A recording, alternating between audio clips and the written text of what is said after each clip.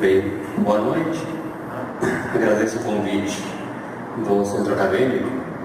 Acho parabéns pela iniciativa, que considero muito pertinente e necessária nessa conjuntura tão adversa que temos vivido, e as oportunidades que temos para poder fazer o debate, elas se tornam sempre indispensáveis, Infelizmente, elas têm sido escassas, E na prática a gente acabou percebendo a necessidade de fazer esses debates somente a partir do momento no qual a gente está numa situação bastante complicada, Na prática, nos últimos anos, temos deixado de fazer esses debates, E hoje percebemos justamente o resultado dessa falta de embates e de críticas que são necessárias, obviamente, mas ainda no ambiente acadêmico, Eu,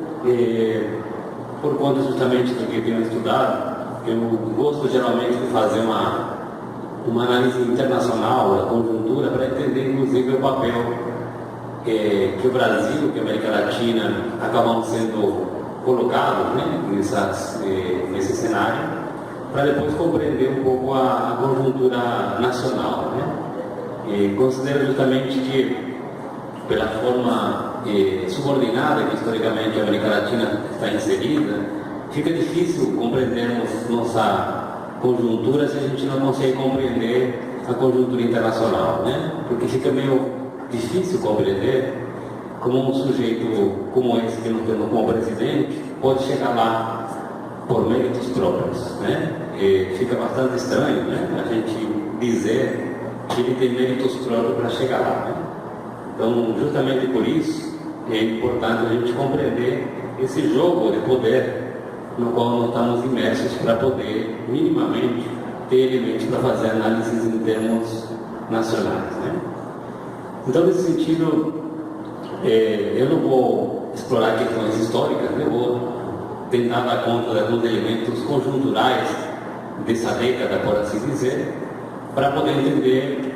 minimamente essa conjuntura bastante adversa que nós estamos imersos, Então, em primeira instância, é inevitável falar, digamos, da disputa hegemônica entre as duas potências, Hoje a China não pode ser negada enquanto uma potência econômica emergente, já tendo ultrapassado praticamente os Estados Unidos há mais de 3 anos, no que se refere ao produto interno bruto, e tendo ultrapassado, inclusive, já em boa parte dos avanços tecnológicos, Deve saber da guerra tecnológica dos Estados Unidos no que se refere à inteligência artificial, no que se refere à questão da robótica, no que se refere à questão, digamos, do 5G, que todo mundo deve ter escutado falar já, de todas as tentativas que os Estados Unidos fez para tentar convencer os outros países a não usarem a Huawei,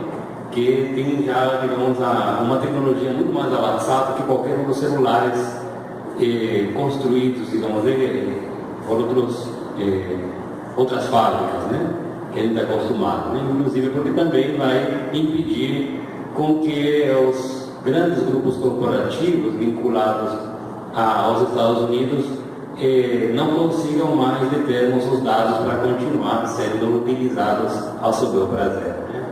Então, assim, a guerra tecnológica, a guerra hegemônica que a gente está vivenciando, não é uma coisa qualquer, A gente, na verdade, está no meio dessa briga hegemônica, A gente deveria, digamos, ter um pouco mais de informações a respeito, E nesse sentido, já que falei das questões tecnológicas, devem ter escutado que há em curso, nos últimos tempos, que é chamado por alguns uma quarta revolução industrial, que consistiria justamente naquilo que eu falei anteriormente, na inteligência artificial, na questão da robótica, que tende a acelerar ainda mais os processos produtivos e avançar de uma forma quase que de ficção científica, no que se refere, digamos, a velocidade e a eficácia de realização de uma série de funções que anteriormente eram realizadas por várias máquinas e pessoas, e hoje isso tende a ser intensificado na sua velocidade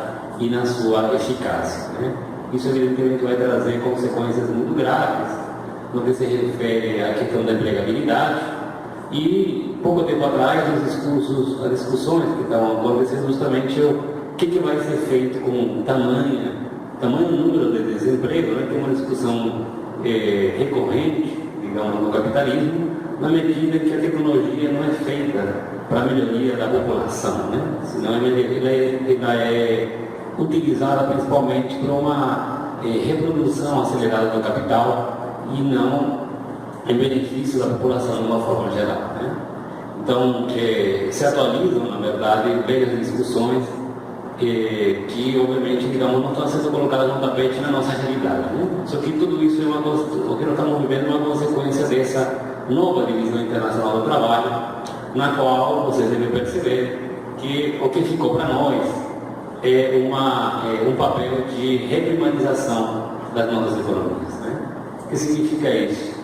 O nosso parque industrial está fadado a ser cada vez mais ultrapassado e cada vez mais com fábricas sumindo daqui, né? Ou procurando cada vez mais condições de precarização de empregos que permitam, nessa condição, conseguir manter uma lucratividade considerada razoável para eles, né?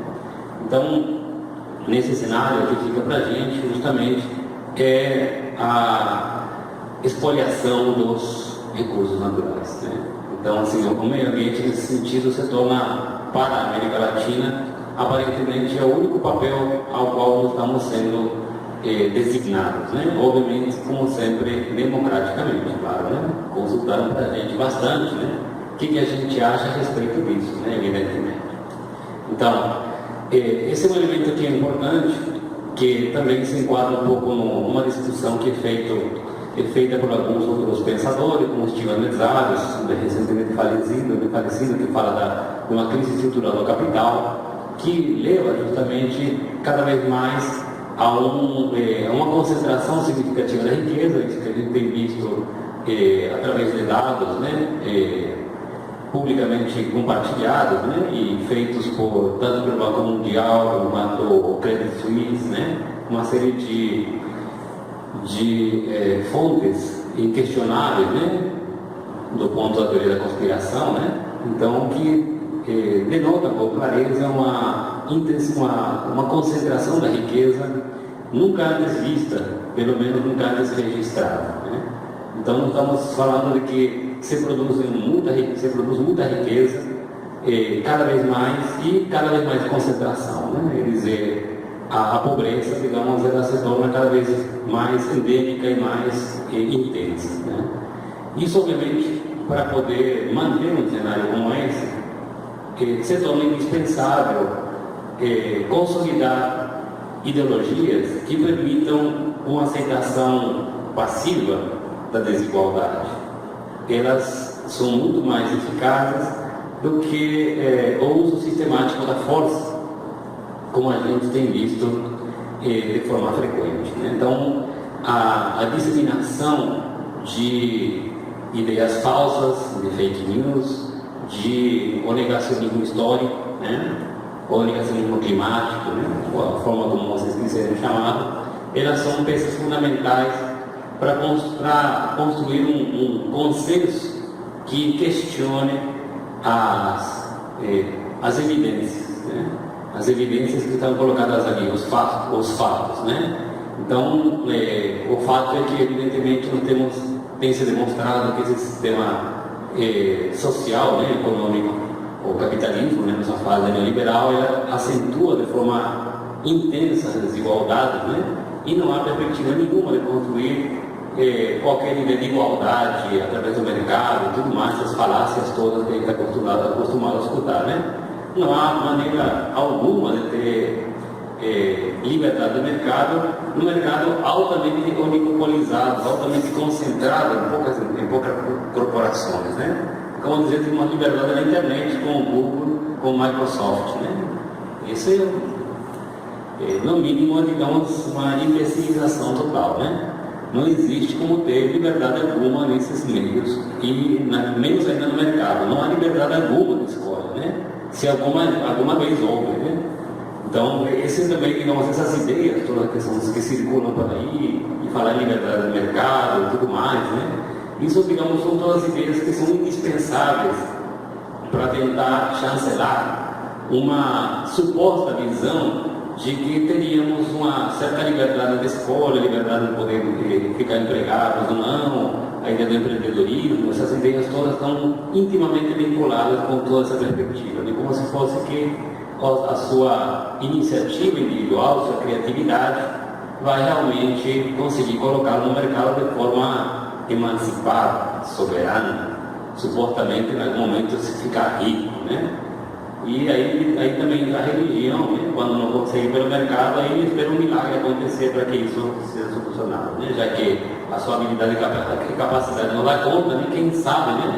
Um milagre preenche essa necessidade, né? De repente de um sucesso, né? Então, assim, o que fica para a gente, digamos, né? Nessa conjuntura, justamente isso. Eu estou falando isso de uma forma geral, né?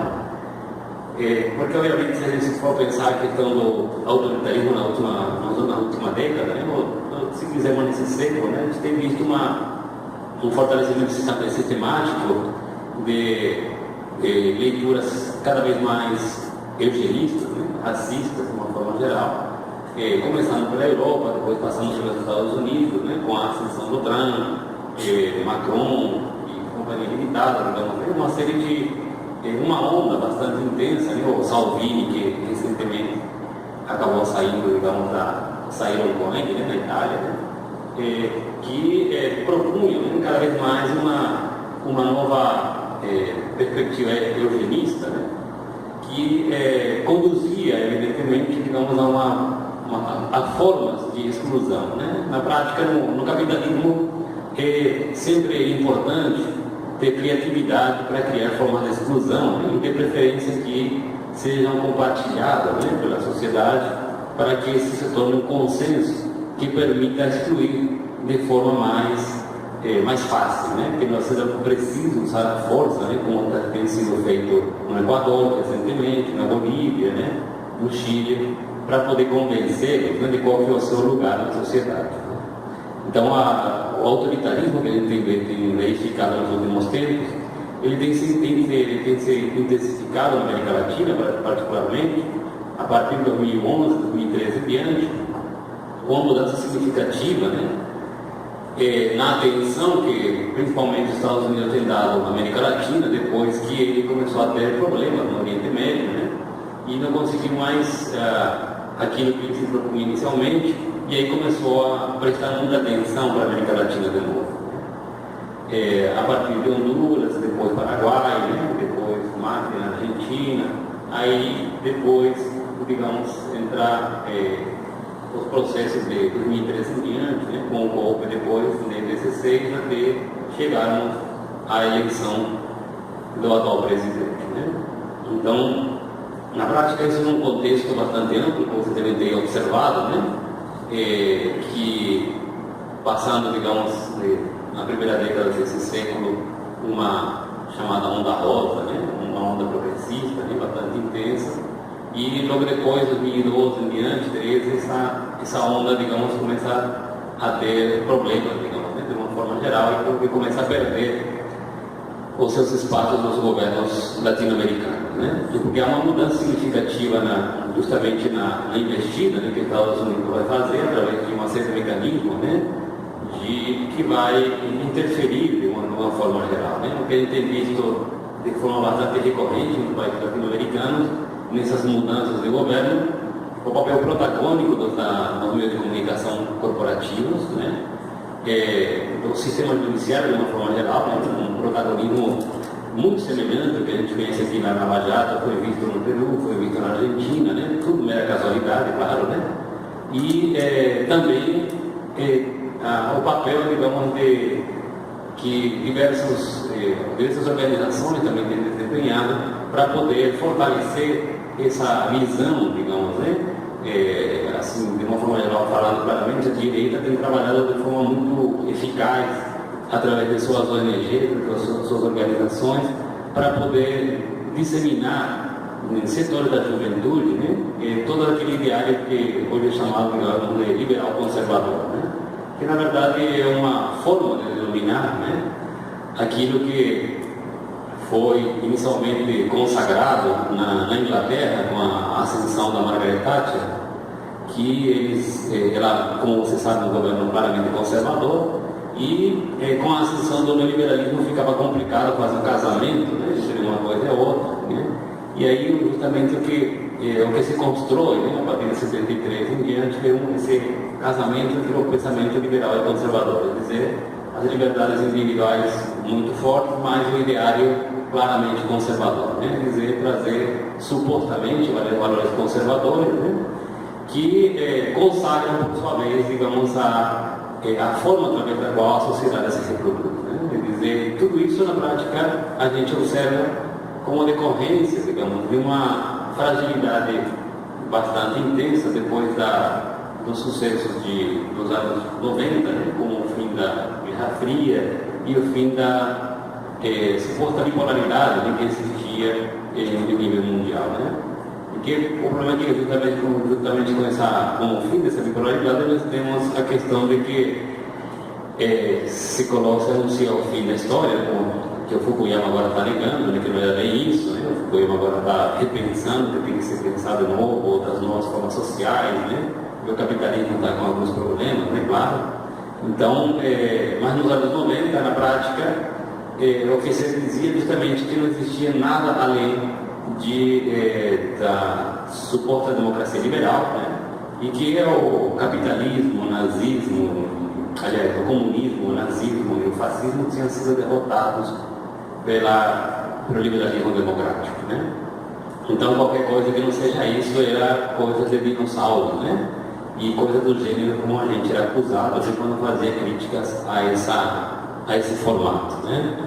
Então nos anos 90 praticamente era impossível fazer qualquer crítica a esse ideário, né? O pensamento pós-moderno fez uma festa tremenda, né? Porque não tinha mais nada para se afirmar, né? Tudo que era sólido se desmanchava no ar, né?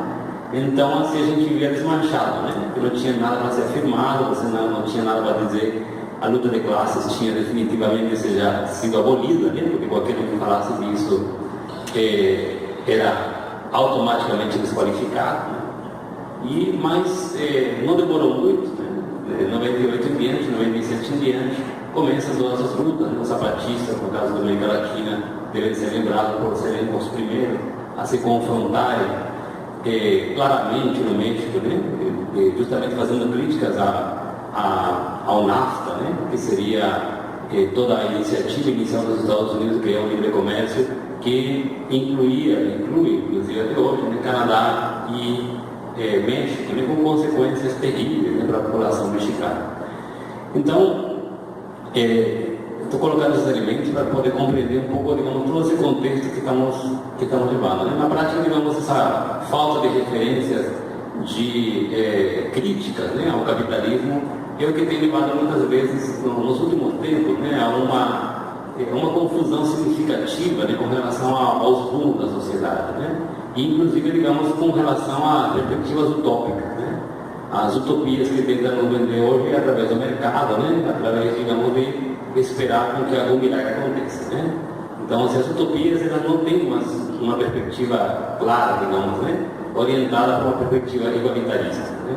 Quer dizer, elas foram empurradas, né? Junto com o fim da Guerra Fria e colocaram naquele pacote lá tudo junto, né? E a gente observa, obviamente, digamos, que se demorou muito para fazer essas críticas, esse processo e tudo mais, né? Ainda tem muito a ser feito nesse sentido, né? Mas tudo isso tem contribuído bastante a que, ao não ter, digamos, uma utopia, um horizonte claro de construção de uma outra sociedade igualitária, as outras perspectivas tenham se afirmado com muito mais força por não ter nenhuma visão, nenhum horizonte alternativo claro, né?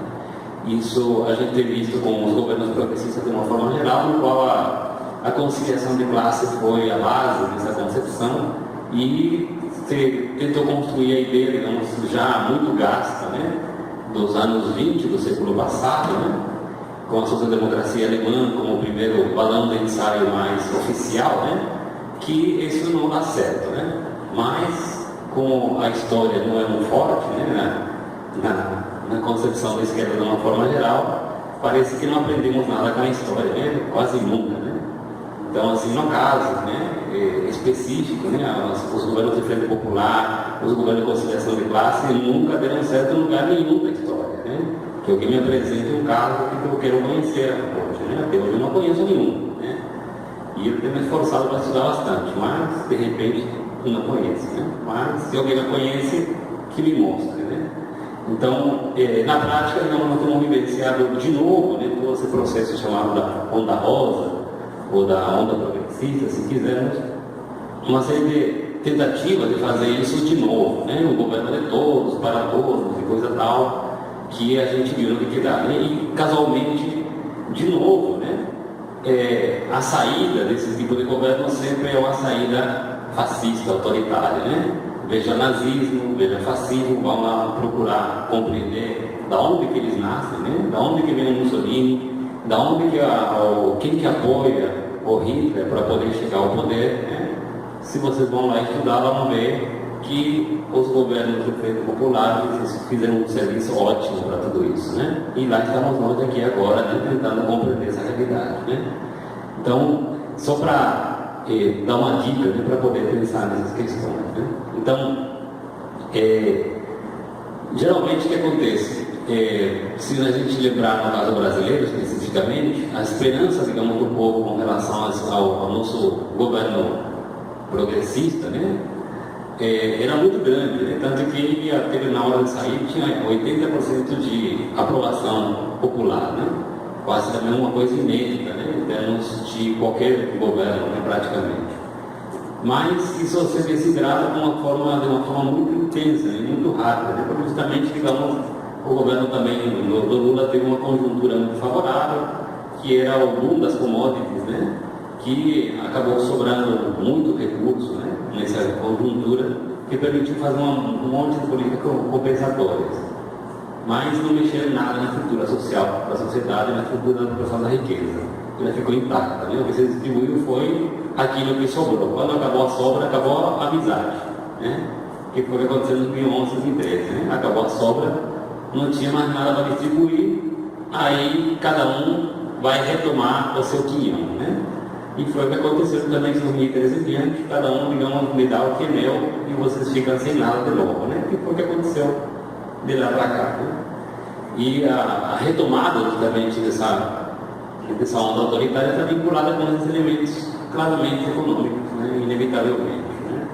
Então, estou falando do caso do Brasil especificamente, não é muito diferente do que tem acontecido com particularidade bastante significativa em cada um dos países latino-americanos, mas na prática a gente também não pode esquecer que para os grandes blocos econômicos, né, e para as grandes potências, há uma política para a América Latina de conjunto, não há uma política para o Brasil, uma política para a Argentina, há uma política para o conjunto que depois ela se desdobra, né, para cada um dos países, né?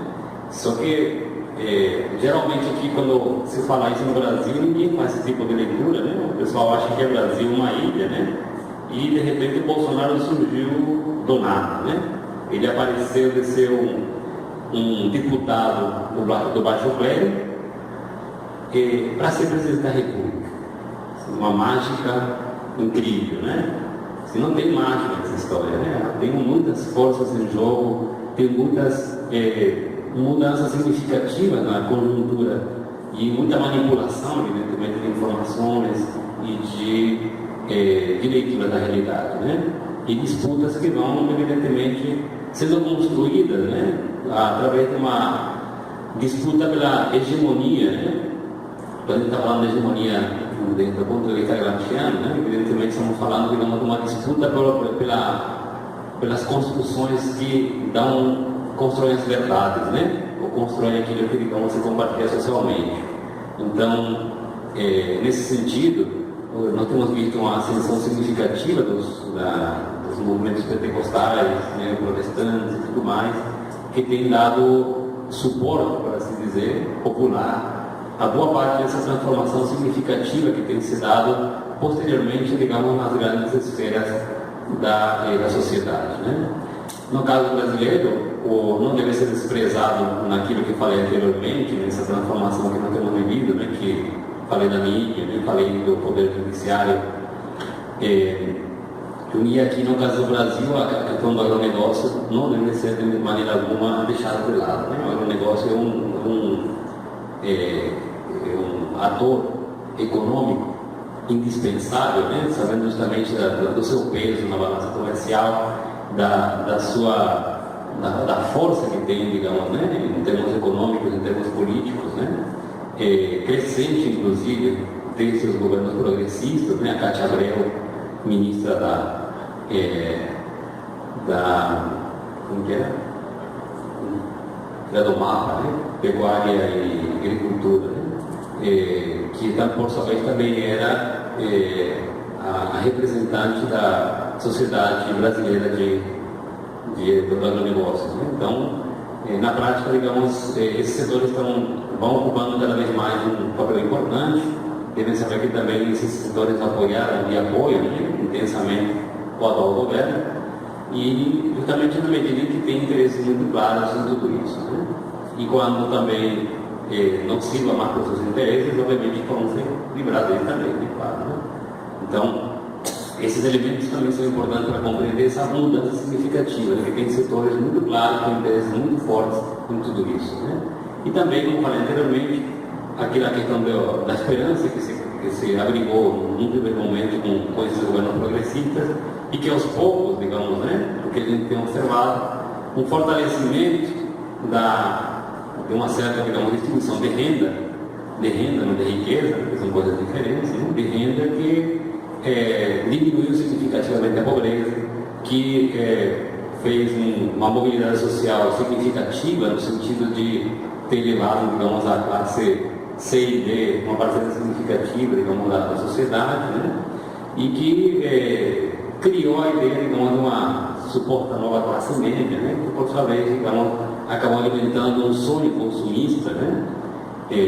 Como todo, né? Resfriado, e que acaba fazendo com que se afaste, né, de uma perspectiva mais solidária, né? E mais emancipadora, e procurando, obviamente, digamos, a partir do fortalecimento dessa visão da sociedade, de um momento pelo consumismo, né? Por uma ideia, digamos, de ascensão social através do mercado, por aí em diante, né?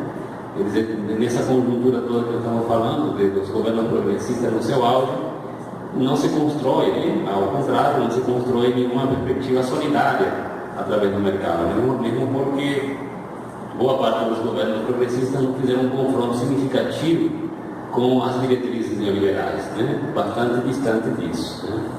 Então, o que se vê, na verdade, é uma tentativa de humanizar, né, o neoliberalismo, né? E, obviamente, que isso não tem vida longa, né? Então, só para lembrar um pouco de umas leituras que às vezes a gente não lembra muito bem, mas eu sou um dos que gosta bastante das produções do Florestan Fernandes, né? E ele falava justamente que na América Latina, no caso do Brasil especificamente, né? O que nós temos são autocracias, né? Autocracias justamente na medida em que o que tem caracterizado historicamente os regimes políticos brasileiros, especificamente, é uma forma de exercício do poder muito centrada no poder executivo e pautada, né, por perspectivas clientelares e patrimonialistas, né, muito intensas, né, e que a gente, repassando rapidamente, digamos, pelo século XX, vai ver o pouco tempo que pode falar, digamos, que se teve democracia, né, ou pelo menos democracia eleitoral no Brasil, né? O qual também não é muito diferente do resto da América Latina. Quando há o processo de transição democrática, a partir dos anos 80, 90 em diante, o que nós temos é uma forma gradual, digamos, de poder participar da política, mas ainda que, por muitas vezes, digamos, né, muda o governante, mas muda muito pouco a política, né? A política econômica especificamente. Então, por isso que é possível lembrar, digamos, essa ideia de autocracia, né? Um outro elemento que eu queria falar rapidamente, que essa questão, digamos, do neoliberalismo que falei anteriormente, que é um elemento importante para entender essa questão autoritária. Há muitos autores, né, e muitos textos que falam há muito tempo que o neoliberalismo não pode ser implantado através da democracia, né? A gente tem visto isso de forma bastante clara, né? Nos anos 90 houve uma ofensiva significativa até início desse século na América Latina para a implantação das políticas neoliberais, com uma sorte desigual, digamos, né, nos países latino-americanos, uma intensidade muito grande na Argentina, né, quando assume, no início dos 90, assume o governo o Saúl Menem, 6% da população argentina estava abaixo da linha da pobreza. Quando chega em 2000, 2001, isso atinge 40% da população, né? Onde se implanta de forma muito intensa o neoliberalismo, que acontece aqui um pouco com Fernando Henrique Cardoso, né? Não tendo realizado tudo que ele e sua equipe gostariam, né? Mas ainda assim, digamos, a pobreza tem aumentado. Isso, digamos, é uma constatação que pode ser feita em praticamente todos os lugares, né? O neoliberalismo, ele, na prática, digamos, promove uma concentração de riqueza intensa, né? E, por sua vez, digamos, o que se busca agora, sabendo que esse resultado está colocado, né, é que justamente construir um conjunto de ideias, né, uma ideologia que permita naturalizar a desigualdade, né? A meritocracia e todas essas ideologias que hoje estão colocadas aí, né, a ideia do empreendedorismo, né, de aceitar a precarização e as condições praticamente, digamos, retomando mais de um século atrás, né, das relações trabalhistas, de jornadas infindáveis e tudo mais. Na prática, digamos, tudo isso vem para tentar aceitar de forma passiva, né, e até ficar feliz de ser explorado, né, para poder retomar essa visão que está sendo colocada hoje como neoliberalismo, né, dizer todas os ataques à previdência que nós vivemos aqui têm sido feitas sistematicamente em todos os países latino-americanos, com diversas sortes, né? Só para dar um exemplo, no México, que agora que assumiu o governo progressista, né? Os colegas professores universitários, né, das universidades mexicanas não se aposentam. Eles não se aposentam porque se aposentar perde metade do salário. Literalmente. Então você pode ver os colegas lá, o Henrique Dúcio, né, que é o professor que eu gosto muito, está com 82 anos e está inativo, né? Eu vi gente, colegas, professores morrendo por causa do aula, praticamente, né? Porque se aposentar, perde metade do salário, né? Então esse pode ser nosso futuro maravilhoso, né? Logo, né?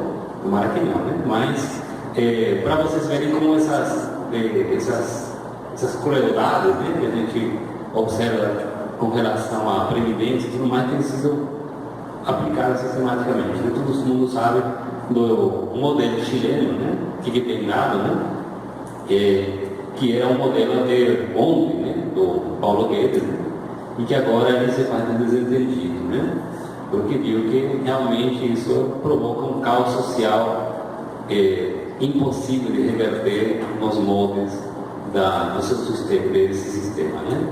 Então, estou colocando esses elementos um pouco para poder contextualizar essa ideia da necessidade de uma perspectiva autoritária para implantar justamente um modelo social totalmente antipopular que não tem nada a oferecer de bom à população no geral, né? Na prática, o que tem a oferecer é a tentativa de diversas formas de um conformismo, né? Uma resignação que pode ser religiosa ou não, né?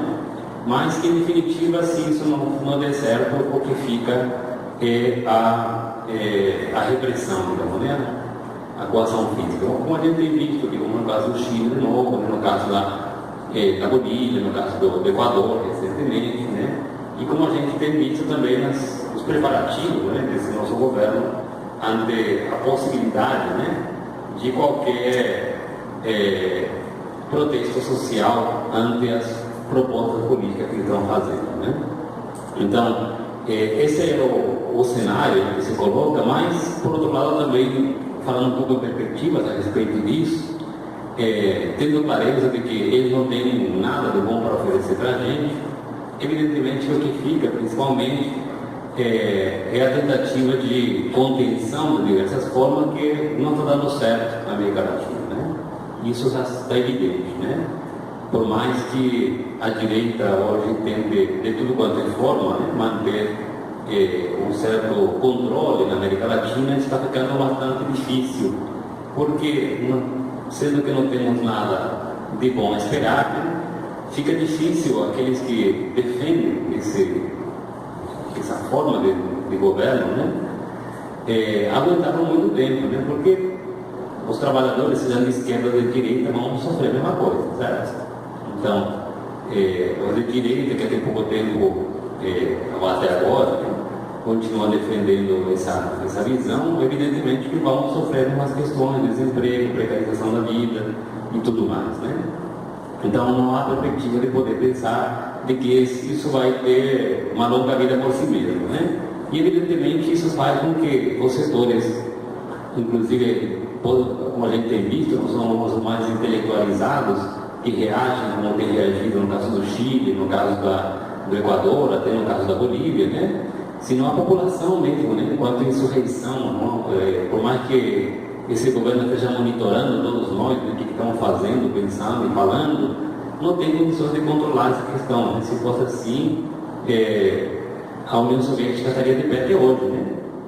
O que tinha de espião e coisas do gênero é uma coisa assim inimaginável, né? Na Alemanha Oriental, na Hungria, né? Tudo desabou, né? Então, se fosse por questão de tentativas de controle, isso não dá certo, né? Está claro já no resto dos países latino-americanos, né? Obviamente que a tentativa de fazê-lo faz parte da luta pelo poder, né? Mas, evidentemente, digamos, não temos perspectivas de que isso, digamos, seja prolongado por muito tempo, né? Não há como saber o que vai ser depois, né? Porque ninguém tem condições de prever isso, né? Mas o que é bastante fácil de perceber é de que a resistência, né, inicialmente, digamos, passiva e posteriormente ativa, ela é uma decorrência bastante frequente, né, nessas conjunturas, né? A gente tem visto isso no caso do Chile, que eu até ontem um modelo que por mais de 40 anos suportou o regime do Pinochet e agora eles veem que não tem mais para onde fugir, né? Quer dizer, e só para finalizar, para não falar só da América Latina, né? No caso da Inglaterra, devem ter visto possivelmente que o Partido Trabalhista Inglês começou a elaborar uma nova carta de políticas, né? Bastante agressivas com relação ao neoliberalismo, né? E que propõe estatizar a infraestrutura, estatizar a educação, estatizar a saúde e defende para 2030 4 dias de trabalho na semana, né? Então vejam assim, há perspectivas, obviamente, de poder construir alternativas a tudo isso, né? O que a gente está precisando são horizontes, né? De novamente, digamos, reconstruir uma utopia que permita repensar, né, uma sociedade que não seja baseada na desigualdade, né, e num abismo, né, de apropriação da riqueza que a gente está vivendo hoje, né? Obrigado. Agradecemos a fala do professor Guilherme e agora eu gostaria de chamar a professora Soraya Neves, que é doutora em História Social pela Universidade Estadual de Campinas, mestre em História pela Universidade Federal do Rio Grande do Sul e é professora adjunta do Departamento de História da Universidade Federal do Maranhão e faz parte também do programa de pós-graduação em História, né, o PPGIS. E é líder do grupo de pesquisa do CNPq sobre os indígenas na área de História do Maranhão e realiza pesquisas sobre a história do Brasil, história indígena, ensino de história, história social, história do trabalho e história agrária. Professora, por uma questão de tempo, a senhora tem de 20 a 25 minutos para falar, para depois abrirmos para o debate.